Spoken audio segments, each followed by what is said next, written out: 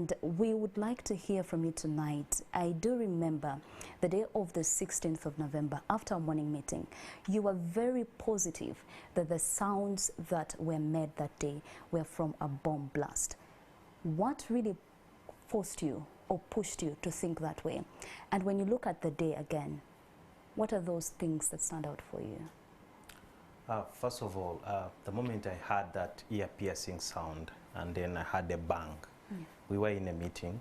The sound was quite bizarre and unusual. So I told my producer that this must be a bomb. And I think I was right. So my first instinct was to rush and be the first on the scene. The producers made the necessary calls and then they confirmed that actually it was a bomb and it is at Parliamentary Avenue. We got into the car, tried to rush to the scene, but I was seeing myself not reaching in time. At some point, I just even got out of the car with my colleague, and we rushed to the scene and had to ensure that we go live first and show the world what had happened. In that moment, what were you thinking about exactly? The first thing that came into my mind when I reached and I looked at the scene that looked very horrible, like it was quite tough. You have adrenaline rush, you have chills running in your spine, and then but you're propelled by the fact that you have to deliver the news. People are waiting and they need to know what has happened. And so I reached the scene. The first instinct, I just thought maybe a second bomb could go off. Yes. So there were cars parked next to where, you know, the bomb had gone off, and then I looked. I wasn't sure. I first told my camera person that, you know what, maybe we first hold on. But again, I was seeing there was no time to wait. So we went into action and started covering, and then I started immediately. I went on air, started telling people what had happened and what I was observing at that time. And that's the moment I realized that really what turns out to be a very sunny, bright morning in Kampala can become horrific anytime or in any second, because it was just a mere spark. And then all of a sudden I was seeing blood on the tarmac, flesh, and then you see some people are injured being taken away, and then also some people who were at the scene but were not injured, but they have some pieces of flesh on their clothes. It was quite terrifying, but nevertheless, I had the courage to ensure that I kept the people or the public updating them on what was unfolding that very day. Well, thank you so much for taking us back there. Now, 1 year later, has the covering of such a scene affected you? What has it affected you in any way? It has affected me because I learned so many lessons that day that actually I could have been been added to the statistics of the 7 who had died, because first of all, I rushed. It was a quick rush.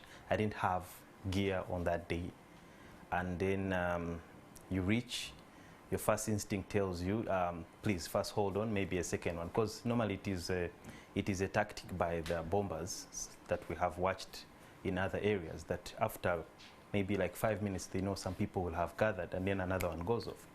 It is remotely triggered.